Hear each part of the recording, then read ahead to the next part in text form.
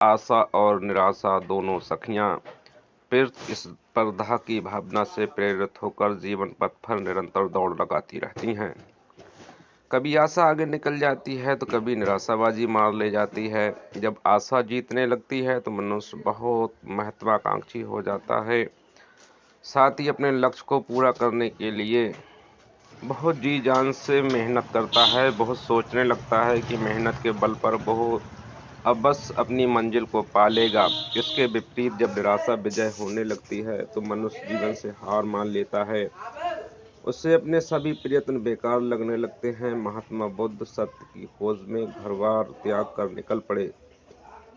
उन्हें पूरी आशा थी कि वे अपने लक्ष्य को पा लेंगे। इसके लिए उन्होंने बहुत कष्ट सहे, कठिन से कठिन तप किए और फिर उनके जीवन में भी एक समय ऐसा आया कि वे निराश हो गए। उन्होंने सोचा कि वे कभी अपनी मंजिल को प्राप्त नहीं कर सकेंगे।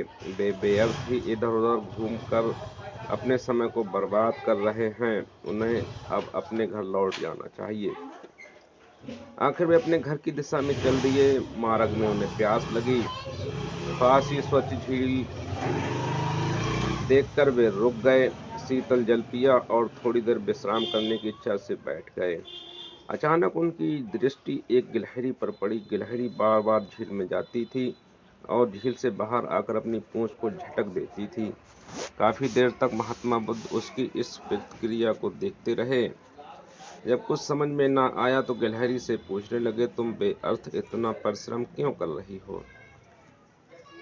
गिलहरी बोली, मेरा परिश्रम बेकार नहीं जाएगा, मैं इस झील को सुखा कर ही रहूंगी।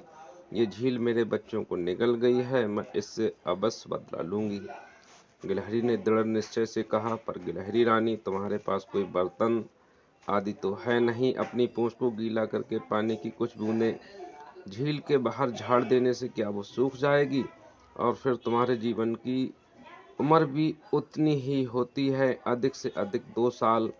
महात्मा बाल बुद्ध के प्रश्न के उत्तर में गिलहरी बोली, महाराज, इस झील का पानी सूखे या ना सूखे, मैं तो जीवन भर इसे सुखाने का पूरा प्रयत्न करूंगी।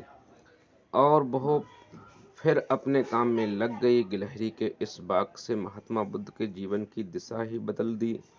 वे सोचने लगे, ये छोटा सा जीव शक्ति एवं साधनों के अभाव में भी अपना पूरा काम करने के लिए कृत संकल्प है, और मैं इससे भी अधिक बल बुद्धि का स्वामी होकर भी जीवन से निराश हो गया हूँ। उन्होंने पुनः अपनी दिशा बदल दी।